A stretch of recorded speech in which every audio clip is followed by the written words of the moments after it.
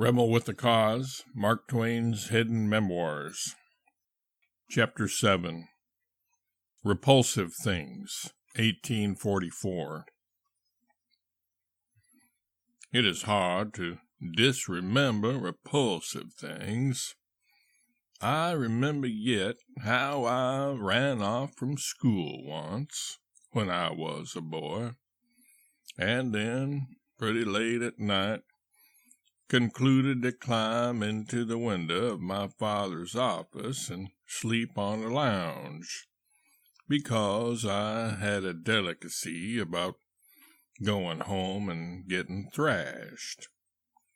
As I lay on the lounge and my eyes grew accustomed to the darkness, I fancied I could see a long, dusky, shapeless thing stretched upon the floor.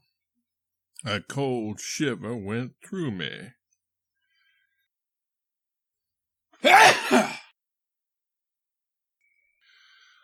turned my face to the wall. That did not answer. I was afraid that that thing would creep over and seize me in the dark.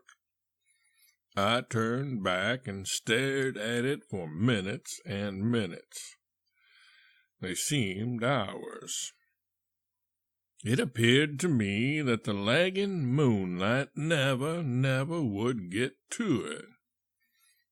I turned to the wall and counted 20, passed the feverish time away.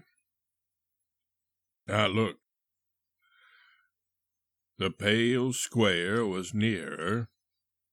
I turned again and counted 50. It was almost touching it.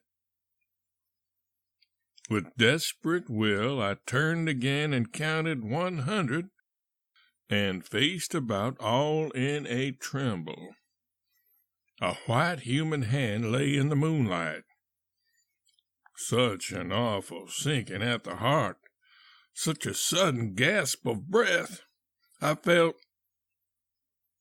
cannot tell what I felt. When I recovered strength enough, I faced the wall again. But no boy could have remained so with that mysterious hand behind him. I counted again and looked. The most of a naked arm was exposed.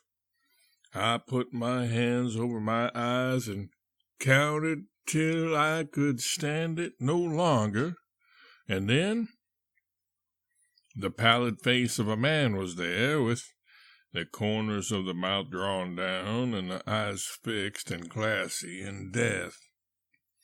I raised to a sitting posture and glowered on that corpse till the light crept down the bare breast, line by line, inch by inch, past the nipple, and then it disclosed a ghastly stab.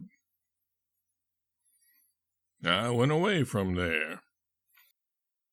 I do not say that I went away in any sort of a hurry, but I simply went. That is sufficient. I went out at the window, and I carried the sash along with me.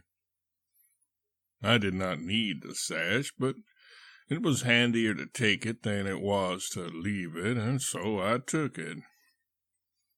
I was not scared, but I was considerably agitated.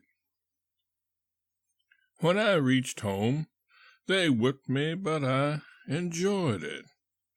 It seemed perfectly delightful. That man had been stabbed near the office that afternoon, and they carried him in there to doctor him, but he only lived an hour. I have slept in the same room with him often since then, in my dreams. Editor's notes. This chilling event occurred in 1844 when Sam was 8 years old. The rest of the story is not overly romantic.